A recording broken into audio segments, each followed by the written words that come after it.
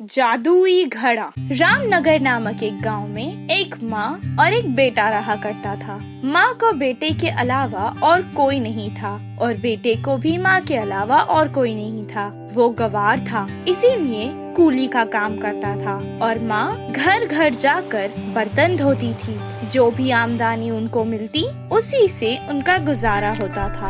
एक हफ्ता उन दोनों को कुछ काम नहीं मिला। उनको खाने पीने को कुछ नहीं था। काम की तलाश में वो हर जगह भटकता रहता था। एक बार रास्ते में उसे एक तालाब नजर आया। उसमें पानी बहुत अच्छा और साफ था। पानी देखकर उसे प्यास लगने लगी। हाथ में थोड़ा सा पानी लेकर वो कहने लगा, ये मैं खाना खा रहा हूँ। फिर उसने पानी हाथ में लिया और कहा, ये मैं पायासम खा रहा हूँ। फिर से हाथ में पानी लेकर वो कहने लगा, ये मैं फल खा रहा हूँ। ये मैं भजिए खा रहा हूँ। तालाब में एक देवी रहा करती थी। वो तुरंत बाहर आई और कृष्णा की बातें सुनकर उसे तरस आ गया और उसने तुरंत एक घड़ा लेकर उसमें सारे खाने के चीजें भरती गई। फिर धीरे से उसने वो घड़ा कृष्णा की ओर भेज दिया। कृष्णा ने वो घड़ा उठाया और उसे देखने लगा। उसमें खाने की चीजें दिख रही थी। खाने की चीजों को देखकर वो बहुत खुश हुआ। पास में एक बड़े पेड़ के नीचे घड़ा लेकर वो बैठ गया। उसके खाने के बाद भी उसने बहुत सारी चीजें बचाई थी। मेरी माँ को ये बहुत पसंद है। वो उन्हें लेकर अपनी माँ के पास चला गया। घर में आराम से बैठकर वो दोनों खाना खाने लगे। दूसरे दिन वो दोनों काम पर नहीं गए।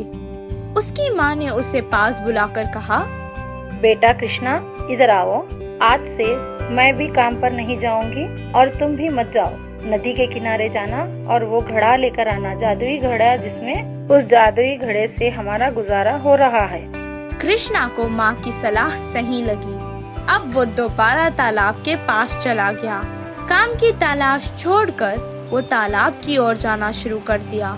रोज इसी तरह वो तालाब की ओर आता और वहीं कहते रहता। हर बार उस देवी को तरस आ जाता और उसे खाने से भरा जादुई घड़ा दे देती। रोज रोज इसी तरह तो वो खाना नहीं दे सकती थी। यही सोचकर उसने उसे सबक सिखाना चाहा। एक दिन वो उस जादुई घड़े में बहुत सारे मार भरकर कृष्णा की ओर उसे छोड़ दिया। रोज की तरह वो ये घड़ा भी लेकर पेड़ के नीचे बैठकर खाना खाने के लिए घड़ा खोलने लगा। पर इस बार उस पे उल्टी बाजी पड़ गई और उसे बहुत तकलीफ झेलनी पड़ी। मुझे बचाओ, मुझे मार लग रहा है। माँ माँ मुझे बचाओ। मुझे बचाओ। ये ऐसे क्यों हो रहा है? मुझे बचाओ, मुझे मार लग रहा है। माँ माँ मुझे बचाओ। मुझे बचाओ। उसने तुरंत घड़े के पास आकर उसे बंद कर दिया। उसको मार पड़ने के बाद वो सोचने लगा कि ऐसा क्यों हुआ होगा। मार पड़ने के कारण उसको अकल आ गई थी। वो तुरंत तालाब की देवी के पास गया और माफी मांगने लगा। माँ, अब मुझे पता चल गया है। अब से मैं तालाब की तरफ नहीं आऊँगा। हर एक मेहनत कर लूँगा और अपना गुजारा करूँगा। अब मुझे अकल आ गई है। मुझे माफ कर दो देवी माँ। पर वो घड़ा अब उसकी माँ को भी सबक सिखाना चाहता था, इसीलिए उसके पास आ पहुँचा। सारा गांव फिरने के बाद उसकी माँ तो बहुत भूख लगी थी। जैसे ही उसने घड़ा देखा, वो घड़ा खोलने लगी। आज इस जादुई घड़े में क्या होगा खाने के लिए? जैसे ही उसने घड़ा खोला, उससे भी मार पड़ने लगी। वो अपनी जान बचाने के लिए सारा घर फिरने लगी। माँ बचाओ। माँ बचाओ। बचाओ। माँ बचाओ। माँ बचाओ। जैसे ही कृष्णा ने माँ को मार पड़ते देखा, उसने तुरंत घड़ा ढांप दिया। उसकी माँ को मार पड़ना बंद हो गई। अब यहाँ से हम लोग कुछ मेहनत करके खाएंगे। अब हम मुफ्त का खाना बहुत खा चुके, अब मेहनत का खाएंगे यहाँ से। मार पड़ने के बाद उसकी माँ की आँख खुल गई और वो अपनी गलती समझ गई। खेत में एक जगह ले जाकर उसने घड़ा फेंक दिया और उस दिन से वो दोनों अपना काम मन लगाकर करने लगे और खूब मेहनत करके अपना जीवन खुशी खुशी जीने लगे। इस कहानी से हमें ये शिक्षा मिलती है कि मुफ्त का माल ज्यादा दिन नहीं चलता।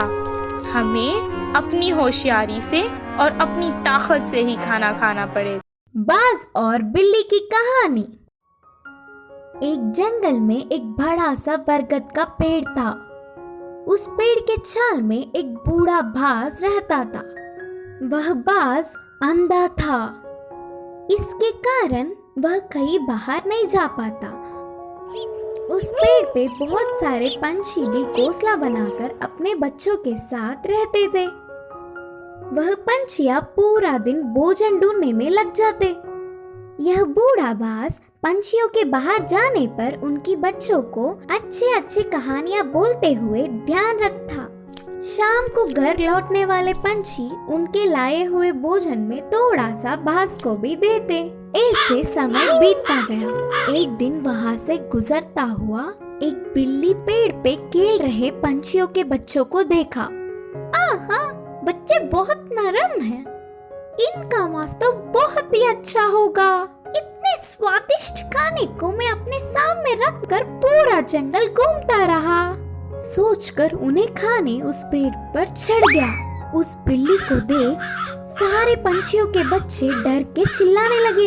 वह आवाजें सुनकर बाज शाल से बाहर आकर कौन है वो करके गुस्से में चिल्लाया। उस चिल्लाहट सुनते ही बिल्ली के ऊपर के प्राण ऊपर ही गए। उधर उन बच्चों के अलावा कोई नहीं सोचकर पेड़ चढ़ गया था। पर अब बाज को देख कांपने लगी। बचने के लिए उसे कोई रास्ता नहीं दिखा। जो होगा सो होगा सोचकर साहस करके कहा, हाँ, मैं एक बिल्ली हूँ। आपके आज्ञा के बिना इस पेड़ पर चढ़ के आने के लिए माफी चाहता हूँ। तब तुरंत बाज, क्या तुम बिल्ली हो?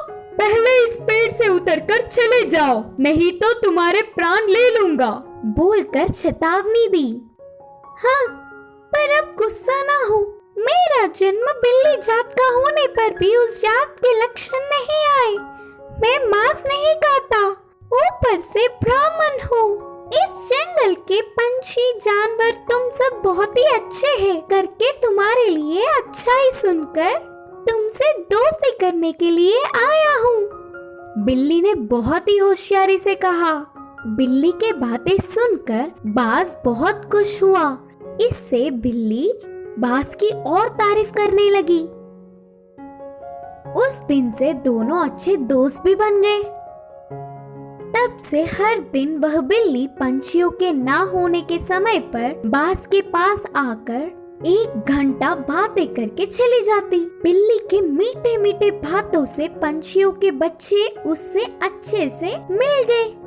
ऐसे कुछ दिन बीत गए। फिर मौका देख हाथ आए हुए हर एक बच्चे को खाना शुरू कर दिया। बिल्ली खाने के बाद बिना किसी को दिखे उन बच्चों के हड्डियों को बाज के रहने वाले चाल में फेंक दिया। आगे आगे पेड़ पे रहने वाले पंछी अपने बच्चों को गायब होता देख वह सब एक दिन इकट्ठा होकर बाज के पास आकर अपने बच्चों के गायब होने वाले खबर पूछे। अंधा बाज उसे कुछ नहीं पता, लेकिन सारे पंछी बाज के घर जाकर देखा तो पूरा चाल पंछी के बच्चों की हड्डियों से भरा पड़ा था। बिल्ली के बारे में ना कुछ जाने बिना सारे पंछी बाज ही उनके बच्चों को मारकर खाया होगा सोचकर उस बूढ़े बाज को अपने नुकीले चोंचों से वार कर करके मार दिया। करके पीड़ित होते हुए बाज ने अपने प्राण छोड़े। इस कहानी की शिक्षा है कि जन्मजात के लक्षण मरने से भी नहीं मिटते। गधा को सबक सिखाने वाले बंदर। एक गांव में एक गधा रहता था। वो बहुत आलसी था, इसलिए कोई भी उसके साथ दोस्ती नहीं करता था।